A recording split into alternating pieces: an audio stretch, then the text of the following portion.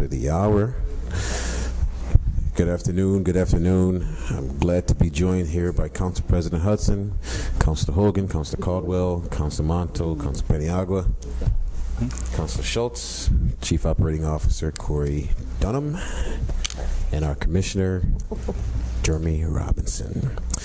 We're here today for the DPW to talk about the potholes and street repair here in the city of Syracuse, given the recent article that was put out by the press talking about the city aiming to fix the 250 or so potholes that we have in the city. Just wondering, what's the whole operations behind it and how we're going to tackle this. Well, we tackle like we don't normally do every year. After winter, there's a plethora of potholes all throughout the city, different sides of towns. Winter operation obviously take precedent over potholes. Obviously, we got to clear snow. That's the most important and dangerous. But we do have a little small pothole crew that go out during the winter. It's not intense as the one in the spring and summer. But after we get off of nights, which is next week, we'll start forming our pothole team and have at it. Is it worse this year than others? It just seems right. No? I mean, every year is worse. Okay. Every year is worse than the next and the next and the next, but I think it's all the same. And a quick question for you: when you talk about the patching and how you try to do them even in the winter, you're doing cold patch? Yep. Okay, so when do you start doing the hot patches? When we start making hot asphalt, which is usually April, springtime. Okay. So we're going to make that, or are we going to get it? Either or. Okay. The cost effectiveness for us to make it, is it more cost effective or to buy it? I think it probably the same. It's just with us making it involves manpower, things breaking like the plant, like little things are breaking. It's just a tough thing to fix. Our plant. Okay, I'm gonna get off of it and let y'all finish your presentation. But I just want to ask this question, right? Because when we talk about, you said manpower, but wouldn't that be able to give more of our folks opportunity to work a little bit more if they were able to make the asphalt? And as far as the stuff breaking, I mean, that's just wear and tear. Correct, but not necessarily. We get our asphalt from our vendor, and we can get it readily when we need it. So it's not, even if it breaks, we still get asphalt from our. Because you know how I feel. I need to have all my folks working. So I get you. They're working. They're going to be working. I mean, it depends on who's making it or is not making it. It don't really matter as long as we're working, right? I mean, we're patching. No matter what, no matter if we're making it ourselves or we're getting it from another entity. And I get it, but my big push has been for everything we do in the city, apprenticeships. Let's train our people, let's get them ready, let's let them be able to do these processes. So right. That's been my big issue. And me too. I think we are doing a great job with trying to replace some of the retirees that we have, and some are taking longer than others. And one of the retirements that we did have is the asphalt plant manager. So that's a big ask for us to try to get that one in, and we're constantly looking for that. And once we get the right person in there. How often do we operate the asphalt plant? Not as much as we want. That's the answer that I can give you. How much do you want? 100%, all the time, but that's not going to happen. So with the going back to the potholes, before we get to going back to that, is the cold patch beneficial over the hot patch, or what's the cold patch is temporary, so it's a temporary fix. Mm-hmm. I mean, it just gets you to not have any bumpy roads in the winter. Usually the hot mix adheres to the road a little more than the cold patch. Mm-hmm. When that plow hits that cold patch, it just pops right out. Gotcha. Mm-hmm. So you see us repairing the same potholes over and over and over, the same ones. You'll be like, did you patch that? Yeah, we patched it last week, but it's still there. And you think we didn't come by, but we did. So. And with it being titled, it said problematic potholes. So the problematic potholes came just because people were reporting them, or is it just like, how did it become? They all show up right in this, I guess we call it a zone where it's a little nice, 50 degrees, the winter's not totally over, and they all show up, just like the litter. No one sees the litter when the snow's on the ground, but once the snow starts to melt, litter's everywhere. So just like the potholes, they just start showing up. And then back to the, Well, the litter's there, it just gets snowed on top of. That's Just like the potholes. I see. It snows in the potholes, and you can't feel it, but once that melt, you can feel every one of them. Jeremy, how many vacancies do you have now? I do have that with me. We have, in street repair, we have 7. I just wanted to. Is that typical vacancies? Like typical number of vacancies? Typical? For street repair? No. We usually don't have any. I mean, street repair, usually people line up to go over there, so. So can you venture a guess as to why there are 7? I can, but I won't comment at this time. I just wanted to clarify the 250 figure, since that stemmed from an interview that I did. The 250 are not potholes we haven't addressed. 85% of those had been filled at the time I did the interview, which was not included in the article. So that it's not as if there's a backlog of 250 we have to get to. 85% of those had been filled at the time we did the interview, and I've included some stats on this memo that we've gotten 324 pothole-related requests in 2023. 39 of those remain open, so that means 88% of them have been resolved, and 76% of the ones that we've received in the last 30 days were resolved within our targeted time frame of 5 days. So, that's great. you know, just to add that clarification. Yeah, I just wanted to know how did they, because it was in, how did it become to be problematic, you know? Yeah. So I have a question, sort of off topic, but it's about the potholes in the street. So I see in the last, since 2017, we worked on, you know, the numbers kept growing and growing and growing. Covering potholes or doing the streets over, like, where do we decide that, right? Because something is off if we got to keep covering the potholes over again, or does, like, the street needs to be redone? Or I'm not clear on what you're asking, but. so, for instance, right? So I went down Salina Street, right? Yeah. Part of Salina Street from Brighton, Colvin to Brighton. I hit about 5, right? Boom, boom, right? Hit them. Is it just we gonna keep covering the potholes, or are we gonna go back through the streets and say, okay, it's more than a pothole, we need to go back and refill it? So the road ratings do determine where we go. Potholes is just a thing that we try to temporarily fix until we can get to paving the road. So that's pretty much how we. And so I'm gonna jump in on that conversation. So with the road rating, I know that Genesee Street. West Jenny? Well, if you want to start from coming under the bridge and go all the way down West Jenny, I know they blowing water mains all over the place. So I know that they're being fixed, and I see the patch on there. So I came down there yesterday, and they were cold patching it again. But at some point, isn't that strip ready to be milled and paved? Exactly, yeah. So, okay, so that's one of the first projects when the spring opens up, right?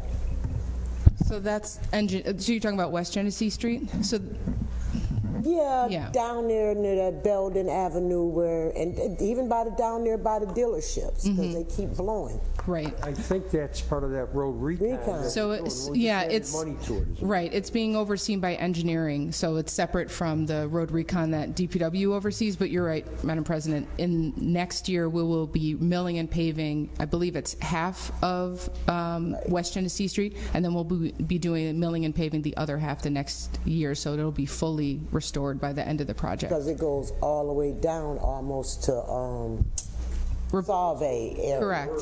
Yeah, we're basically doing the entire from West Genesee Street where it leaves downtown all the way to the city line. We're basically doing the whole thing. Not by DPW. But not by DPW. It's being done by engineering because it's a federally funded project.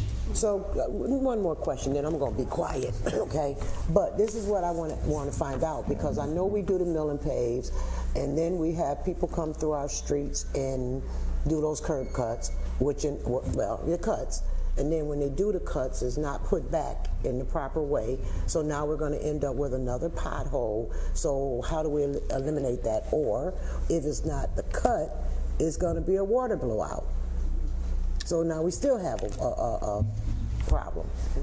You want to go first? I was just going to say dig once. But. Yeah, so I mean, part of that is the commissioner's right. Our dig once approach to try and address the water infrastructure and the sewer infrastructure and Verizon and Spectrum and everybody that's got something in our roads to try and make sure they come through National Grid. Yeah, I can't believe I left them off. To make sure that everybody's taking care of their stuff. You know, obviously you can't anticipate emergencies. You can't anticipate something's going to break that you had no idea was going to break. But we do try to replace that before we mill and pave. The other thing that we're working on is taking a look at our road cut ordinance and what, because it's basically, you know, there's kind of three pegs to the ordinance being effective. Is the expectation clear for everybody? Is the penalty clear if you don't abide by the ordinance? And is the enforcement clear? And so those are things that with DPW and engineering and the law department, we've been meeting regularly with the hopes of bringing this before the council. We had hoped to do it before this construction season, but there's a lot to try and address of how can we hold people more accountable to prevent them from cutting into our streets, and if they do end up having to do that, how can they restore it to a standard where, you know, we're not having to come back a few years later because a utility provider cut up our street and didn't restore it the way they should. So when you talk about the ordinance, because I think I was around when we put all of that into place. So when you talk about the ordinance, I think it was after a certain amount of cut, they had to do the whole rest of the street, correct? So that's still in place. Maybe we need to add more street. Exactly, because I think what we're seeing how people reacted to that, we're trying to make sure it's foolproof, because if we said, you know, if you cut more than, I don't know, 18 inches into the road, well, I cut 17 and a half, so I didn't cut 18 inches, so I don't need to do it. So how do we craft the ordinance in a way that people can't manipulate it 20. to, right, exactly, to, you know, and then they'll do 19 and a half. You know, it's trying to make sure that we do this in a way, understanding that utilities are profit centers and they want to save as much money as they can, but, you know, we end up bearing the cost of that. And how can we craft an ordinance that doesn't allow loopholes? And that's in part what is taking a longer period of time than we anticipated to get the ordinance to a place where we think it's as foolproof as we can get it. And I know I said I was going to be quiet, but I got one more. I have one more. So when we talk about trying to ensure that the ordinance is foolproof, the penalty. Right. The penalty. So when was the last time we actually changed that fee? So you're dead on that. A lot of those penalties are outdated, or they refer to another ordinance. It's not clear, and that's really what we've been looking at. Is we want, when we bring this before the council, for it to be crystal clear of what the expectation is, what we expect you to do, what you're prohibited from doing. Here's the penalty if you don't abide by it, and more importantly, here's the enforcement. Because if you don't have the enforcement mechanism, what are we going to do? Are we not going to issue any more permits until you fix it? Are we going to fix it ourselves and then send you the bill? You know, what is the enforcement tool? Because we can say it's, you know, $1,000 if you cut into a road without the commissioner's permission during the winter, but who do we send that bill to? Mr. National Grid? You know, how do we make sure they pay it? But wouldn't it be better for us, though, to just charge them out for it, because we're going to do the job the way it's supposed to be done? Right. And I think there's going to, exactly to your point, there's going to be a couple different ways that we do this. Sometimes it'll be non-refundable fees that we'll expect up front, and then if you don't do the work, we hold on to your fee, and we're going to put that towards fixing the road that you couldn't do. Right? Because they need to have the same material material, not that, yeah. Exactly. So the penalty and the enforcement, I think, depending on the violation, will vary a bit, but we really just want to make sure that those three things, the expectation, the penalty, and the enforcement, are very clear in the ordinance. Okay. So one other question, this is really not even a question, just a statement. I recognize that there's a lot of different organizations that are cutting our roads, right? And it's almost impossible for you guys to keep up. Maybe what we should do is educate the community, right? And say, hey, if this happens, right, call us and we'll write down the address, right? So there's a number that they can call DPW. Like if something happens and they're cutting in front of your yard, just call us so we'll know the address so we can come back and be prepared to fix the road. So at least you guys know what's going on, because also when the organizations are coming or companies come, they're not just cutting in the road, they're cutting the constituents' yards. Right. So they're tearing up their yards, and I've had several calls of people calling like, they only patched my yard and now it looks a mess, right? So if there was like something that we educate the community to say, hey, if you see and something happens, just call us so we know. So possibly your street would be the street that we can get to faster, but if we don't know what's happening, right, we can't do, because it's almost impossible to keep up. But if you educate them, tell them, say, hey, call DPW, and then have the operator know, okay, this was a street cut, where's your address, so we'll know. That's a great idea. So, Corey, the contractors who work for these outfits, they don't notify DPW or the city at all when they cut in the streets, or do they? I would say it's, Commissioner Robinson might know better than I, but I don't think it's consistent. No. I don't think they consistently notify us. There are too many times that DPW staff or engineering staff stumbles upon somebody who's cutting into our roads that doesn't have the permission to do it. And, certainly we can issue a stop work order, which we do, but also sometimes we stumble upon work that's already been done, and we're saying, who cut into this brand new road that we just paved, and how do we, once we find out who it is, how do we apply the penalty to that person, and how do we enforce that penalty? So we never follow it up with like National Grid or Verizon or anybody like that, say, please, you have to have prior permission before you cut in? No, I wouldn't say that. I would just, just let them know, because I just think of the liability inherent to President Hudson and Councilor Caldwell's liability inherent. It seems like it's carte blanche. Right. I mean, it wasn't always like that. Right. Years ago, they'd have to get they'd have to make a request to the captain of the police, captain of the traffic division of the police department, in order to cut into a street. Right. And nobody is supposed to be cutting into a road during there's a winter moratorium. Nobody's supposed to be cutting into a road without the commissioner's authority. So, the expectation is clear. The question now is, what's the penalty when you do it? Right. And then once we do have the penalty, how do we enforce that? Do we, again, let's say it's XYZ utility provider who cut into the road.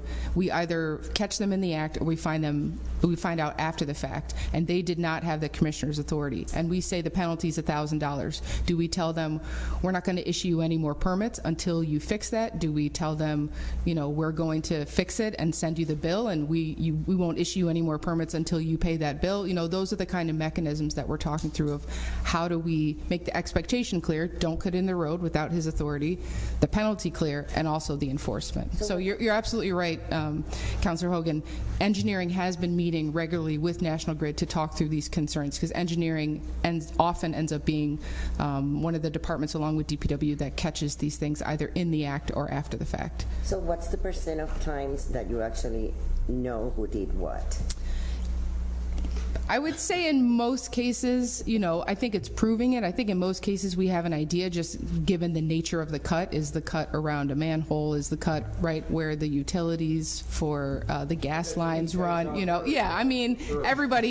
think people know. The question is, once we find it after the fact, and if no one's willing to raise their hand to say I did it, how do we address that at that point? We say, obviously this was a National Grid cut or Verizon cut, and you did not have our permission to do it.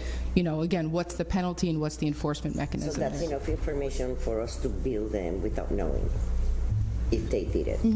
Okay. So in Grid Defense, we do meet yearly right before the moratorium of the digging in the winter. So we do meet and they'll say, hey, we got to stop at this time, and they say we need another few weeks.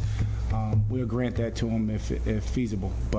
And we have weekly meetings during the paving season too. It's called the road recon meeting. Do you put them all in the same room, though? We all are in the Verizon, same. Grid, are they all in this same room?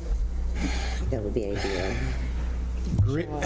Grid shows up most of the time. Verizon, I haven't seen them in a meeting personally. Do they get invited? I mean, is there regular communication There's with them? regular communication with all entities that dig into the roads: water, engineering, Grid, Verizon, sewers. We all have. About like a monthly phone call from a secretary of an office that just checks in with whoever the contact person is for each of these organizations, and if they're not responding, then, escalate that call Or shut them down. If they don't want to comply, shut them down until they start complying. Nobody gonna keep playing with people. So back to the operational thing. There are 44 positions in street repair. We said we're down 7, so we have 37 people. Yeah, 39. That's what's in the budget. No. There's 39. There's probably 44 positions, meaning like supervision, and I'm not counting it. Okay. They don't. I'm not counting those. Gotcha. Guys. I'm talking about these hard-working guys out here. It's 39. So there's 39 of the guys that are out. Back to the.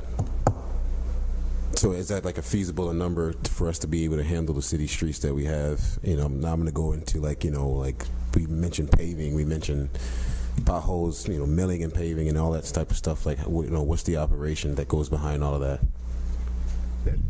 I don't think it's enough. I mean, they'll tell you that.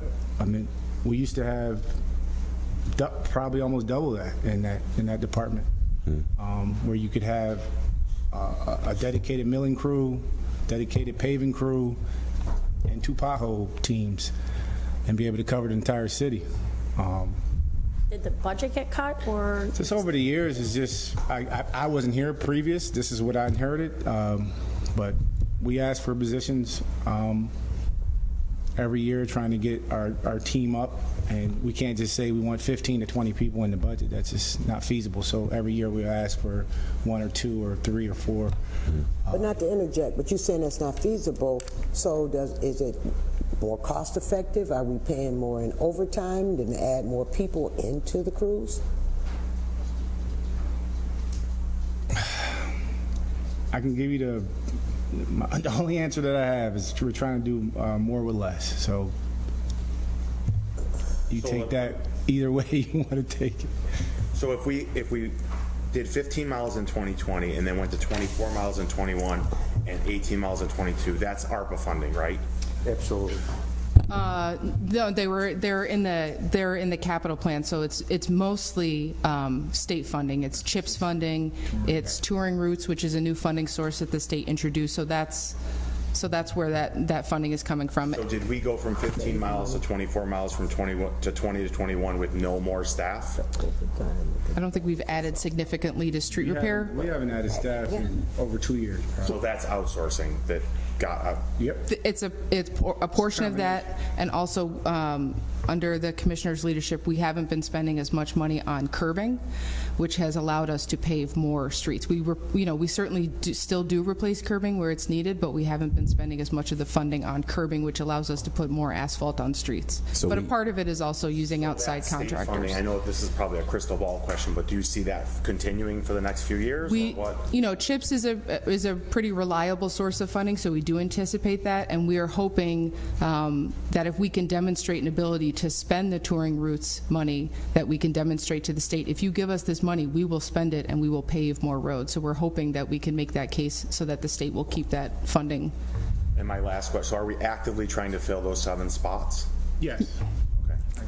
There's no bites, or you have bites? Oh, we have bites. Okay. It's just we're just coming out of winter, so it's kind of tough to get everything, and we put a freeze on transferring during the winter. Okay. So I think what would be helpful to us if we had the overtime costs plus a line by line with the the contracts with like Rosselli or whoever. Okay. And then plus, I'm a little stunned that we didn't spend any ARPA money on the road reconstruction. So, I mean, I can defer to the financial scene. I see Director Rudd there. But, I mean, we have, at this point, we have more funding through the state than we are able to execute, which is in part why we want to be aggressive this construction season. Like, we have funding left over that we haven't yet been able to spend. Whereas, you know, so we feel at this point we're in a position where we have enough funding, we just need to get it done. Whereas ARPA funding, you know, we wanted to put that funding into places where funding sources aren't always readily available. Well, you're absolutely right there, but I mean, the ARPA funding, of course, goes away at some point, too. It does. We have to spend it. It's great what you just said, because I know there's been a concerted effort by the administration to do more roads. Correct. So, I mean, if we're using our crews to the best of their ability, including overtime, plus contracting out, that obviously has made it so we're doing more roads than we've ever done before. Well, That's the plan, yes. how much is getting contracted out? I'm sorry? How much of the roads are getting contracted? So, I mean, I don't have the figure off the top of my head, but I can get that information. I don't know if you have it off the top of your I head. don't have that top of my head, but we can get that information. Do our people get preference first before we like, do we maximize our staff the most, like, before we contract out? See, this is it in a nutshell, right? We have a certain amount of people that we have to do a whole plethora of things, right? Potholes is a key. That's why we're here. Paving is another key. And then you also have things like water cuts that we may or may not inherit. So we have to have our staff to be flexible to that. So we use the contractors to do majority of the paving and milling because that's what they specialize in. Our team specializes in other things. So to get more with less, like I said to President Hudson, that's what I'm aiming for this year. And it's not lack of no offense to our team, it's that I've been tasked to do more with less, so that's what we got to do. So basically, you tell me we maximize them to the fullest. This year we're going to maximize them to like no other. How many streets do we plan on doing this year? Together, all together? Our team. I couldn't get maybe. We're gonna start off probably 15 to 20, and then we have more down the pike if you know road cuts don't materialize that we have to be inherited, or potholes start cutting down, then we can give the staff more. But I'm not going to give them more than what they can do. Gotcha. And then have rollovers for next year. And then the remainder. So is it just going to be the city's team doing it, or is it also going to be city plus contractor team as well? Contractor will have their list. The city will have their list. And is our list comparable? Are they given the same? Is it split, or do they have? Like I told Councilor Caldwell, that we cannot do the same because they have other things that we are tasked to do. So we can't just say do 50 roads and then tell the residents, hey, your road's going to get done. And then no, it's not going to get done because we have other things that we have to do. We don't want carryovers. That's the thing that we don't want. You know, if my road was getting paved this year and I was dedicating like, hey, counting on that road's getting paved, and it doesn't, I'm gonna be a upset resident, right? So we have a lack of manpower in the water department too, or not? I mean, Commissioner's here. Yeah, I don't want to put the commissioner on the spot, but I think there is a concern about the water departments, and it's nothing against anybody that works there. It's just that there's a lot of work there. Their ability in terms of final restorations, you know, they do temporary restorations, and their ability to get back to those cuts to make final restorations. I think is that fair, Commissioner? Good afternoon, everyone. Commissioner Awald. So yes, we have one restoration crew. We have 3 water crews that unfortunately make cuts every day. So we're making 3 by repairing 1 or 2. You know, it's a coordinated effort we try and do. If there's more than one water cut on a street, we'll try and tackle that whole block or that section of roadway at one time by prepping it and then paving it. But our equipment only allows us to do, you know, patches, let's say a 6x6. We don't have the equipment to do a full street. We don't have the equipment to do a full intersection. If we get into the intersection and have to rip it up. So that's a limitation on our end on what we can do.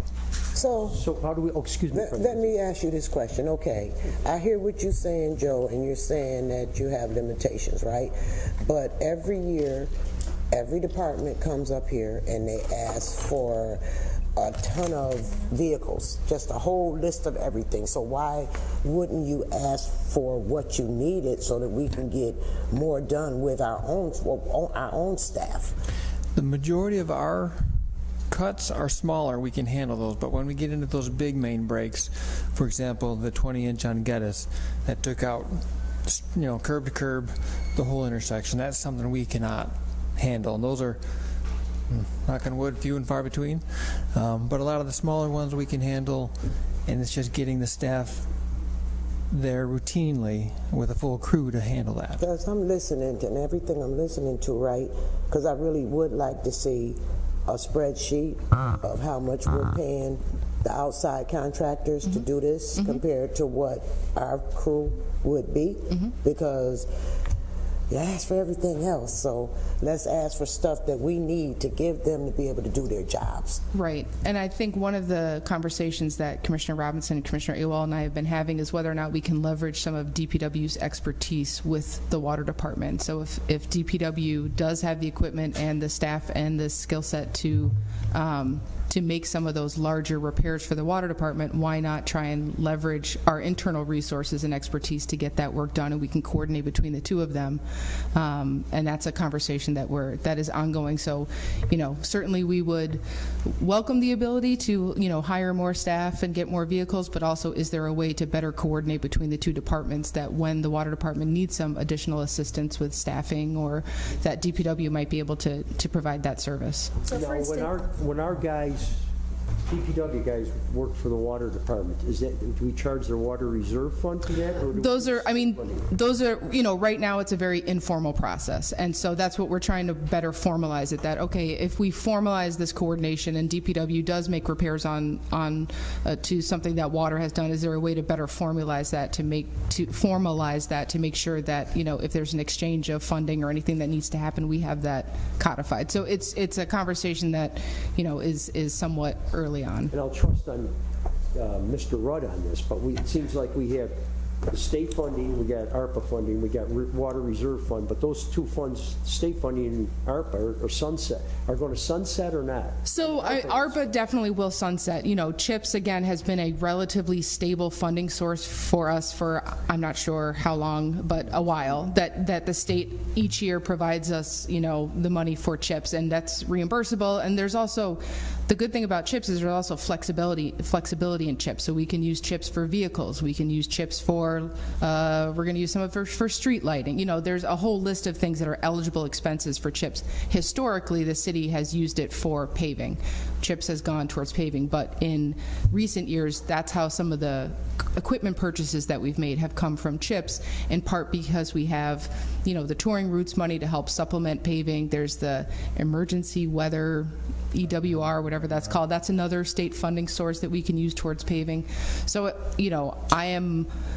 ARPA, no doubt, has a sunset. That's going to be done. But the state funding, again, we're hoping that, CHIPS, I think, is pretty reliable. And if we can demonstrate that we can spend, if the state gives us more money for paving, we can spend that money. We will spend that money, which hopefully gives them an incentive to keep it going. So I have a clarifying question. You mentioned the word inherit a few times.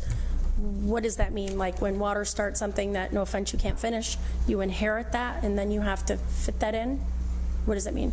You said you inherit. So I'm going to guess it's when, I think if the road recon crew is coming through to pave something and they notice that the street has a series of water cuts, before they'll mill and pave it, they will repair those water cuts in advance of them doing the work, rather than call the water department, ask them to come out, make the repairs. They're there anyway. So I think they try to increase efficiencies there by just making the repairs while they're there. They're about to mill the road anyway. And I know that happens with, I hate to say the word, but with slurry seal also, that before they'll slurry seal, if there's a road that has a number of water cuts or a water cut that needs to be fixed, DPW might make that repair before they do the slurry seal. Corey, I have to say something. It's not directly DPW, it's across the board with the city. I know we're doing a study on pay and making sure we look and see. And my biggest concern with, and I know I'm pretty sure the rest of the councilors, especially President Hudson, is that our constituents, our staff are already struggling, right, with the pay. We know that. And we RFP a lot of things, right? And I know we have to a certain extent, but my concern is that we're making sure that some of these guys are getting this overtime available. It's hard to see somebody coming in from another company working and making more, and these guys aren't getting it, right? I've been on that side of the road. So I just want to make sure we're just, and that's across the board. I said it at another meeting, and I'll continue to say it. We got to make sure that people can take care of their families, right? And they're not other people coming in making more to them, and they're looking at them. It's really, like, that's something we have to look better at across the board. I think we demonstrated that last year. We done, our contractor did 40, 50 streets last year, and our guys did probably 25 to 30. Okay. We did 38 streets. 38, 35, 38. It's going to be right. It's not just personal to you. But listen what I'm saying. Just because they're not paving roads don't mean they're not getting overtime somewhere else. We have other things that we have to do. Like we said, we might inherit water cuts, road cuts. We might we got to patch the potholes. We are going to have a list internally. So just because they're not paving doesn't mean that it's not going to equate to overtime. I mean, this is where they got to understand. I mean, I'm trying to make you understand. They might call you and tell you that they're not going to get overtime and all that, but I'm just telling you, I'm here to. My door's open, 24/7. If either one of these guys want to come up and talk to me, they can. I've told them in their face, and I'm telling you here at the council, that overtime is going to happen at DPW for street repair. I'm on record. And then, like I said, it wasn't just personal. It was as my personal. Like I'm not gonna speak for everyone, but I know how important it is for people to be able to, you come to work and somebody else come in. I've been in a situation and they're making more. I talked about that in our county. I talked about that across the board. We have to look at how we can maximize our people so that they can make money and come home to their friends, because we don't make a They don't make no. And then to piggyback on top of Councilor Caldwell, because I think everybody in this building know how I feel about outsourcing, period, okay? And for another company to come in, that, to me, that's outsourcing. Okay. And again, I would rather see us hire more staff. And I hear you, Commissioner. I hear you, and I see your face. I live it every day. I see your face. Every day. And they can sit here and tell you they don't. They live it every day, too. But I've seen outsourcing start to pick up. I've been here 12 years. And I was here when Pete O'Connor was here. And I know where the outsourcing was. And right now, we're probably outsourcing more than we ever have. But we're not losing jobs. Everyone's still working. Everyone's still adding jobs, city employees, to get that money instead of contracting. I understand where you're coming from. We're trying to do that steady and surely. But right now, money's still going out the door. I'm sorry to interrupt you, but the money's still going out. But we were just talking about. I get you. Now. But we're talking about overtime for our people to bring home to their families. They're still going to be able to do that. That's what we're doing. We're not talking about people that could come in. We're talking about the people that are already here. That's what we're talking about. We need to talk about both, I think. I got that, but the topic was overtime, correct? And I want to talk about the taxpayers. I got you. I'm just trying to stay on task. I'm trying to stay on task. Okay. How many of the folks, nothing against Wasilla, please understand that, but how many of them live in the city? I couldn't tell you that. They don't work for me. Right. That's the point. We're trying to have city residents. So what you're saying. I think I'm just telling you that you're saying you're trying to have city dollars come back to city residents, and we have 39 positions open at DPW at street repair. They're all going to, You said 7. 39 positions available for street repair. Okay. What I'm saying is they all going to work. They're not getting cut.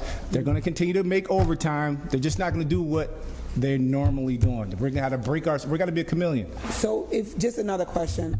So if you had more machinery, could you do more? Like, is it the lack of what we have, or is it lack of bodies? It's just that we can't. So if we have more bodies, and like we said, if we purchase the machines that we need, could we do more? We probably need more mechanics to manage more machines. It's a lot of things. So I mean, when we brought in Rosselli, there was strong hesitation from street repair, and what we said to the superintendent of street repair at the time is there's always going to be a need for street repair. We're always going to need people there. There is no plan we could have everybody working overtime. We still wouldn't be able to to spend all the money that we have to spend, and we want to obviously provide a service to our employees, but also to our residents, and get as many roads paved as we can.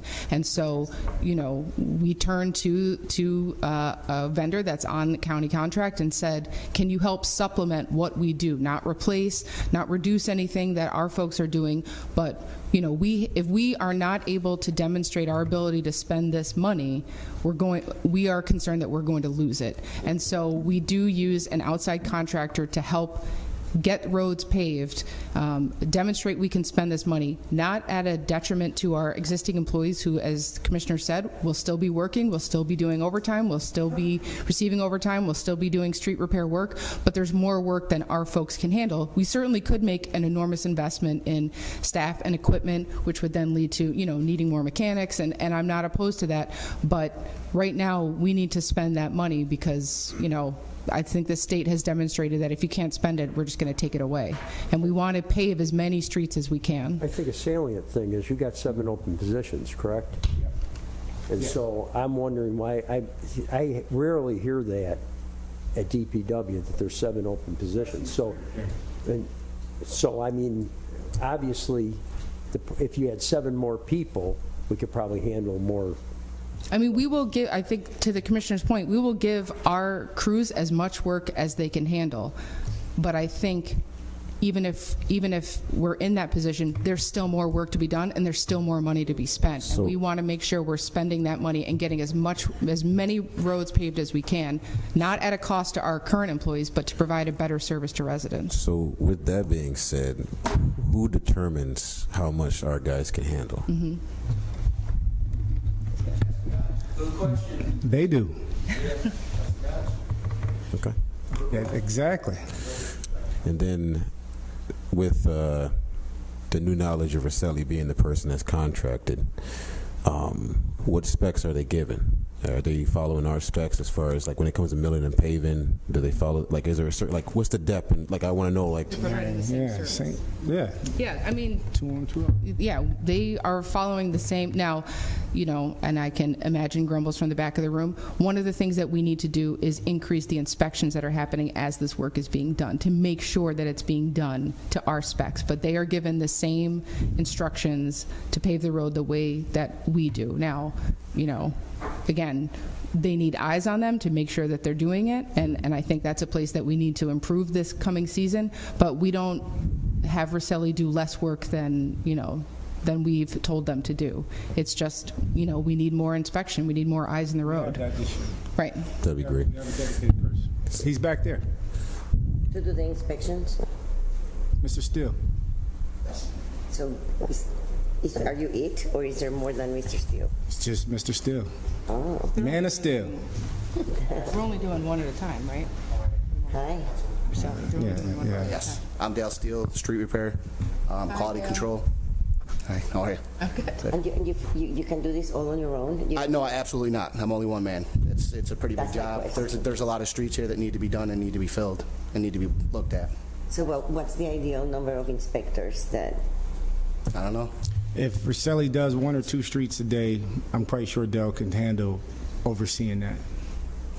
I don't have to be with them 24 hours a day. No. I just have to be on the job to let them know I'm on the job and I'm overseeing. So when the job's complete, you can come back and invest. Excuse me?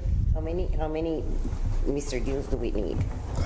Is that 3 to be able to do a 24-hour shift? I couldn't. 5 days a week? So. Right now, we're going to do it with Mr. Steele and see This is all new to me. how we get there. Not new over. It's new to me overseeing. I've been in this position, quality control, I couldn't for 8 tell years. you, Counselor. Just because this is so new to us. This is his first year. I just had a meeting with him to discuss this, see how it goes. So this is the first time we're doing inspections after the work?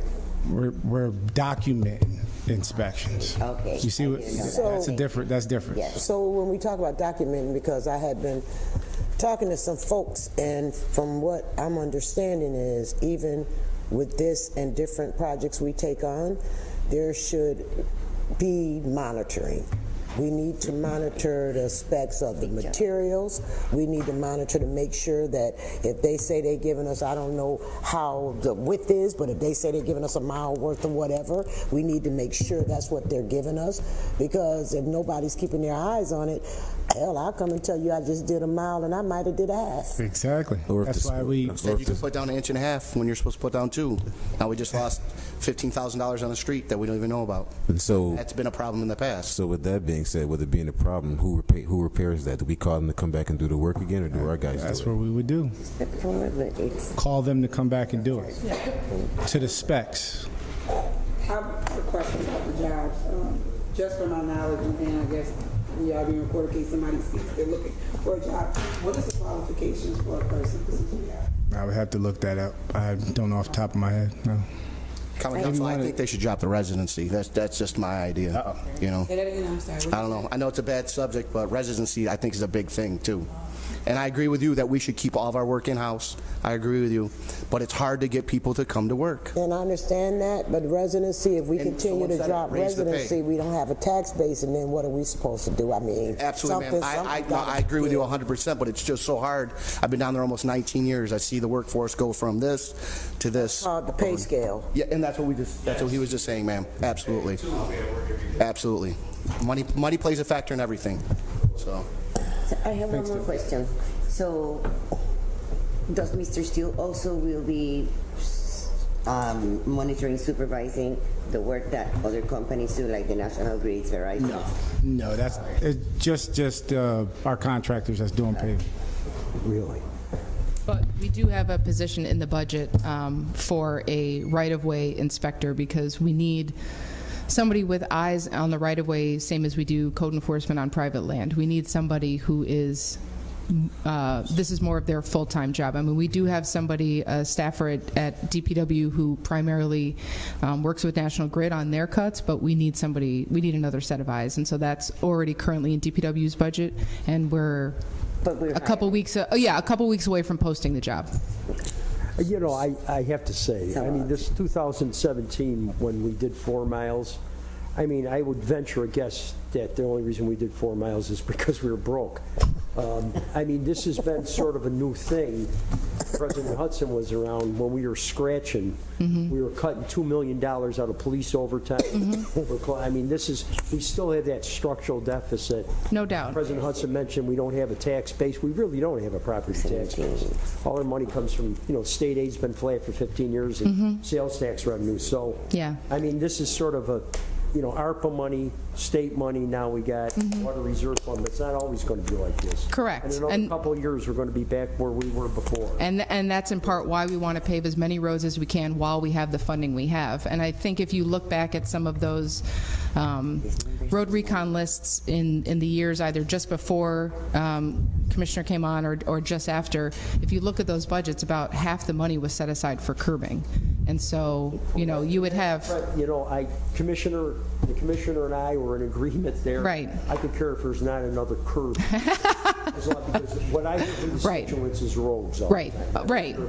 And so I guess that in part accounts for, I think, the increase in miles also, is not only getting some outside help in paving, but also dedicating less of the funding to curbing. So with,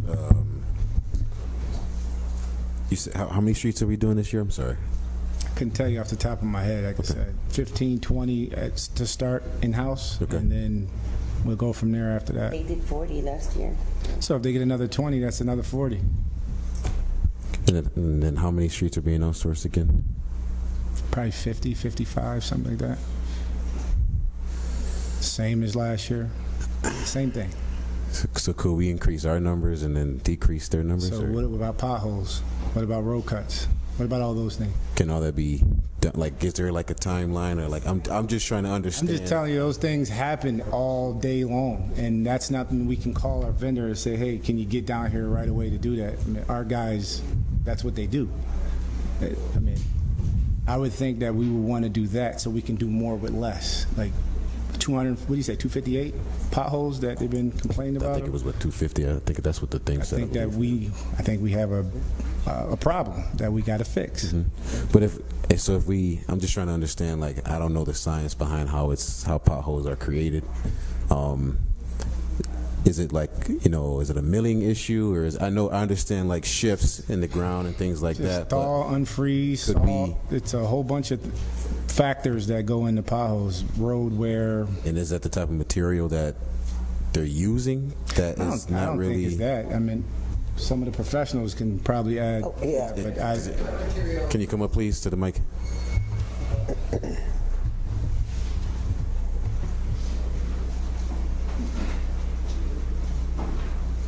Oh, sorry. My name is Donald Juice, and I've been in street repair pretty much almost 23 years. Their material they use is not like ours. Ours is designed for water use, how we get out of our rainwater and stuff like that. My opinion, their material is, to me, crap, because it doesn't withstand what we use. And a little nervous up here, but that's okay. We don't fight. We good. We do good work, very good work. And I've been in, we haven't had many contracts. We had these past couple of years, and we've always done 40+ streets, and we are more than capable of doing it. We got more laborers in our department this year so far, and what would benefit of the patching issue and us doing the other guys doing their jobs is add more laborers. You can have a patch truck out, they can do their thing, and the other crews can do the milling and paving like we used to. We used to have a crew to go milling and a crew to go paving, and they have a patch truck out. Now it just decreased through the years, and there's bids there just haven't been filling and just letting it sit there. So what we had for manpower, we just kind of just worked ourselves to keep it going. So can't we give our in-house guys the mill pave job that he just talked about and outsource to Rosselli the other stuff that you say they're doing? I think it's going to be easier to have flexibility to send them to fill potholes that we just heard about or water cuts that just came to our attention, and give the planned long-term roads to Rosselli, so that we have the flexibility with our own crews to address things that might come up. Emergencies, things that we weren't aware of, and we're not waiting on Rosselli to schedule a time when they can come to fill a couple potholes. We have the flexibility with our staff to do that. See, I was on one of the job sites last year. They were doing Core Street. They care less about anything. All they want to do is just go from one street to the next street. So if they leave a catch basin like this deep, that's how they leave it. Manholes are being called in as potholes because when they're paving, someone don't know between a low manhole or a pothole, so they think it's a pothole. So a lot of times they're just they're not adjusting for what is already there. And like we do that, and it's true. And we have a good crew. We got new mill machine, new paver last year, new small paver, rollers. We have the equipment to do more than 15, 20 streets, more than 20 streets. And our issue is not about the overtime. It's about giving a contractor more than us, and it's pretty much saying that we can't handle it when we can handle it. And we've never done water cuts.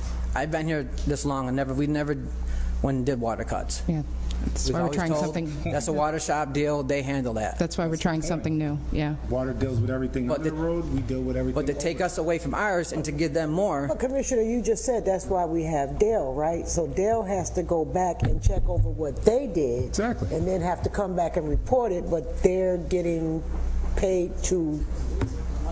They still got to correct it. It's not they're going to leave it. They'll tell them, hey, this is not correct. Come back and fix the road. Okay, that should be all the streets. I've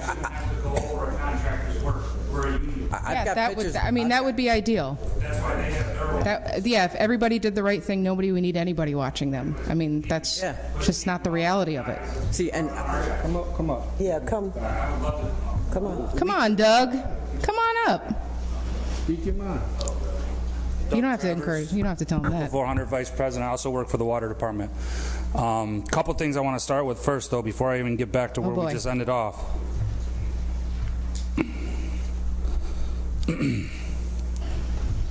Our plant that we have at the DPW has been operational for 10 years. There's no reason we should be going to Casella or Rosselli's to buy product. We have the manpower to run our plant, number one. We have the knowledge to run our plant.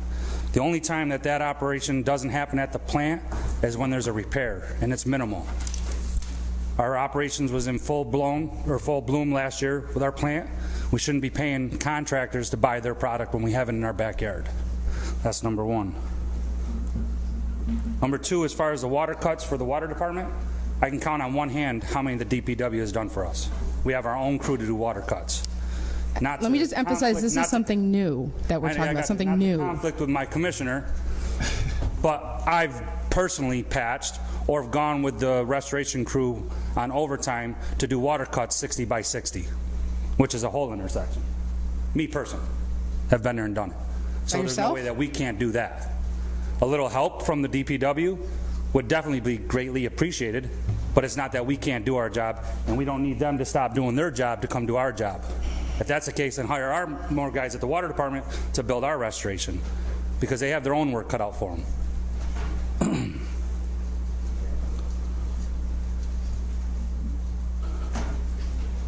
As far as the whole legal specs for contractors doing our job, and then our gentlemen going out and repairing their work, is because one is they don't even show up to the recon meetings that we have.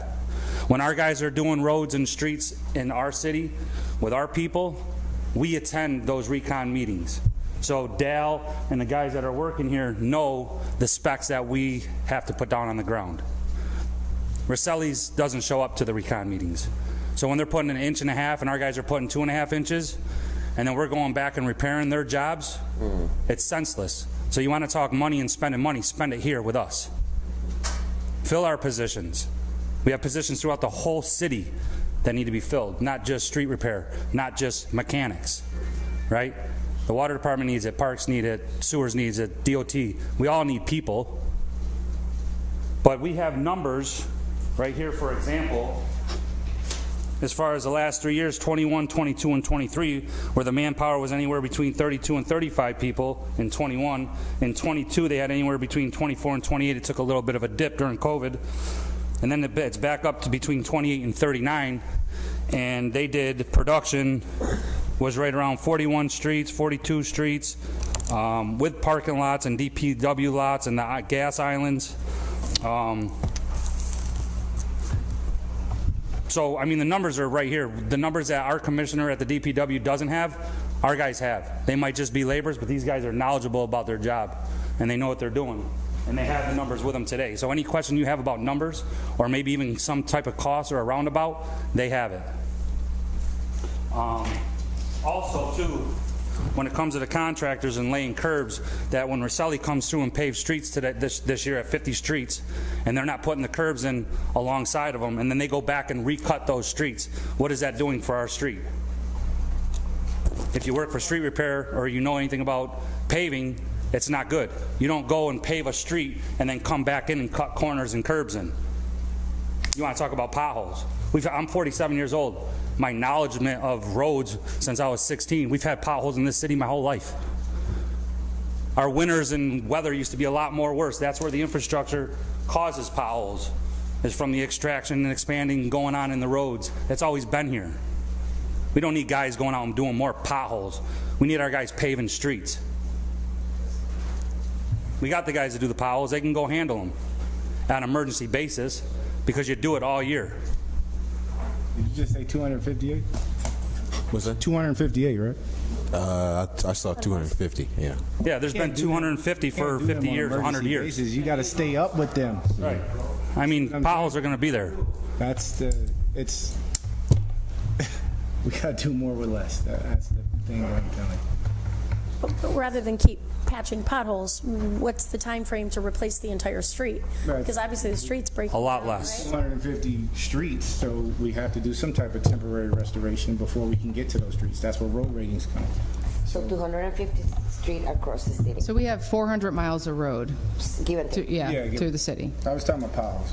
Yeah. I mean, I know that doesn't resonate with our guys about potholes. I understand that. I mean, it's a tedious thing to do, but we get the complaints every day, all day. I was on the phone, I told her an hour on Sunday regarding potholes. But what's any different today than the last 15, 20, 30, 40, 50 years? That's why we're trying something different. to try and improve it over the last 40, 50 years. Is how the amount of work that these guys are getting. You're not going to be able to. You can have 250 potholes. You guys aren't the boots on the grounds. We're the boots on the grounds. Agreed. I'm not saying I am. That whatever you guys are saying is completely not going to work in your favor. Okay. By resourcing to a contractor to do more streets than us and throw us out there to do potholes, it's not gonna add up. Nobody's throwing out you to do potholes, Doug. What we're saying is that's all I keep hearing. Well, what you hear and what we're saying are two different things. We want our internal crew you can shake your head and get mad. Let's be professional about it. I'm sticking facts and all right, things that go on out here. Hold on a second. First of all, this is a common council meeting right now. This isn't a meeting between the administration and workers. So let me make sure that we're clear on what our job as common councilors are right now. We have these committee meetings so we can get to the bottom line of what is going on. The arguments between your staff and you, this is not the place for that. I would hope you're doing that, having these conversations outside of this chamber. However, understand that we are elected. We listen. In my district, there's 35,000 people. Guess what they call about? Exactly what you just said. Potholes, trash, all of those quality of life issues are what we hear. Our job is to get everybody in this room and kind of hear what's going on. Our job is not to get between you and your staff, but I can see there's problems. I can feel that here, right? The tension. But I think we get confused sometimes with these arguments. We are here to get to the bottom of why are the workers unhappy, why are there potholes, why is et cetera, et cetera, et cetera. So I just want to make sure that I'm clear with what our duties are as common councilors. We're elected to make sure that the people of this city get answers. Yeah, if it takes this to get there. Councilor Manto, we also have a fiduciary responsibility to make sure we can pay for it. Sure. Right. So whatever strategy you come up with everybody involved, that's the type of thing that we'll end up voting on to make sure that we provide enough services and we're able to pay. Understood. And we would be happy to provide some context here. We'd be happy to provide the salary lines for street repair for the last few years and what we have paid the contractors and what we're budgeting in the upcoming budget for salaries for street repair to demonstrate that there really hasn't been any decrease in the amount of money that's being spent on our internal crew, just to provide that context. And then what we were paying the contractor, we're completely transparent about and happy to provide those numbers as well. Just a question, because I'm just trying to figure out all these parts. When you guys make your decisions, is there anybody from their departments there when you guys are saying, okay, this is what we need to do, because it's on a management level, right? But sometimes you have to bring the workers and people that are out there to the same table, because some things you don't see, right? Sure. So when you guys have, like, you're strategizing, we're figuring out what makes sense, what works. Are any of them at the table, like one person, like a leader that says, okay, yeah, we see this, but you got to take consideration this, because they're outside, Is there any? I had that talk with a few of, one in particular, supervision member from that team. I mean, he was opposed to certain things that I was doing, but as a leader, I have things I have to complete, and I felt this was best as I'm the leader of DPW. So I made a plan. All they really, the pushback that I got was, you're taking overtime from me. And I guaranteed them that that wouldn't happen. And I'm saying it here on record that that wouldn't happen. But I still have to do those other duties. I can't just say, forget potholes, forget water cuts, forget road restoration. I can't say that. I got a job to do, and I got to do it. Can I ask a question real quick? And you wanted to say something here? I just wanted to touch on the fact that I've been in street repair since 2013. Potholes are a never-ending battle. One of the answers to your question is part of it is material, part of it is degradation of the road. If the road hasn't been paved in 30 years, the least little thing can open that road up. The number one factor for potholes in the city of Syracuse is weather. Freezing expands. So if something seeps into the smallest hole, it's going to freeze and expand over the course of the winter. You might go down the street on your way home, you start, there's a little hole like that. 3/4 freezing and thaws, it's this big, then this big, then this big. We've been handling potholes every year since I've been in here. When I started in this department, there were only 56 people, and part of that count in that card slot is crew leaders. The only person whose card isn't in the slot is the superintendent. So you're talking about 56 guys with, operators, drivers, laborers. It was only 6 drivers at the time. We've expanded that over the last couple of years. I think we're up to 8 drivers now. Those numbers went down. The lowest it's been is 20, 25, 26 guys, and that's with people retiring, positions not being filled. We all know the number one thing here is the article today. States considering raising minimum wage to $21.25. I've got double-digit numbers with the city of Syracuse. I make $21.31. That's with longevity pay and all that. So a guy, within the next couple of years is going to be making 6 cents less than me, and I'm a skilled tradesman. Wolfie's been here a long time. There's nothing this man don't know about roads. What I will say is when I came to this department in 2013, we were averaging 28 hours of overtime a week. That's degraded ever since then.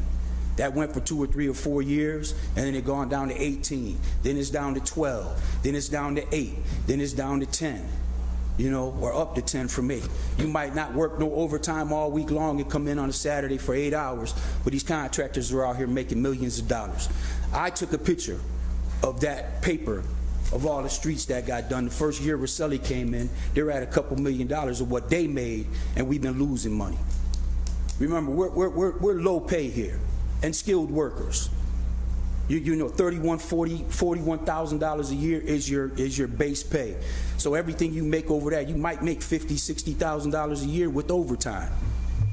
And it doesn't affect, the outcome of how this thing is. The number one thing is like he was discussing. The main thing is you're spending $900,000 a year putting curbs in. If they don't need it or if it don't need a repair, why are we doing that? The reason why more roads are getting done with Rosselli now is because they're doing mill and fills. And then they're not, like Wolfie said, you can't go to a street where a catch basin is there for a reason. You can't have it where it's too low or too high or too this. If you're going down the road and you hit that, you damage your car, then they come looking, well, hey, I just ran into this. They're doing mill and fills. You're taking 2 inches out and putting 2 inches back. And to help with the little loophole with if they dig our roads up, because we get calls that we got to go look at a cut that National Grid did. Now we're not responsible to fix that. They're supposed to do that. But the boss man ain't going to say, well, just leave it there because you got to ride through it every day on your way home or you got to park your car there, so we're going to fix it. But who's responsible for that? If it degrades the road, you should be responsible to repair it. I don't care if it's this big or 18, inches or whatever that you said that minimum was, and they do 17 and a half, so it's not on us. If it degrades the roads, there's more to the road than just that top surface. You got binder, which is a thicker agent. You got milling, depending on the road. The top layer of the paving, it could be heavier, thicker. It depends on how much traffic is on that road. And one of the things we've always done, if we go to a road, if we keep coming on your street and there's 26 potholes in that one block, we go in to see the supervisors and the crew leaders and all that, say, yo, you might want to go take a look at or speak with Mr. Steele because he does all the inspections on the roads, core samples, this and that. You might want to go take a look at this up here. He'll take a ride up there and be like, yeah, we got to put this on the list. So that might bump this. But like I said, our overtime's been going down. We've been getting these little streets. Perfect example was right here in front of City Hall. That was 8 hours overtime, and we only did that because it was on a Saturday, and we did that because of the foot traffic in and out of this place Monday through Friday. We got little streets like that. They're paving TOF from here to there and all this and that. With the end of the year for our department, you see we did the entire strip of Water Street. Nothing stops with us. We're a self-sufficient unit. We know what we're doing. We're good at what we do. But everything is going to these other people. So this, we're getting overtime, we're getting this. You can't guarantee and promise me that when I'm working 48 hours all summer last year. You can't tell me that. My paycheck, his paycheck, his paycheck, his paycheck, his paycheck, and all the 26 guys that were there, or the 36 guys there, have gone down every year over the past 4 or 5 years. And the majority of that money is, like Ms. Hudson said, is going to people who don't even live in the city. I definitely appreciate that, and that's taken. Thank you. All right? Definitely. Thank you, guys. But I would like to say, I like to keep my meetings to an hour, so we're coming up on the time here. But, with the questions that we're asking and the answers that we're given, I want to say thank you to Commissioner Robinson and also Corey as well, and the councilors that were here. And everything has been taken, noted, written down, and I hope that the plan is being developed. We can sit down and talk and do what we have to do. All right? Thank you, Thank you. councilors. Thank you.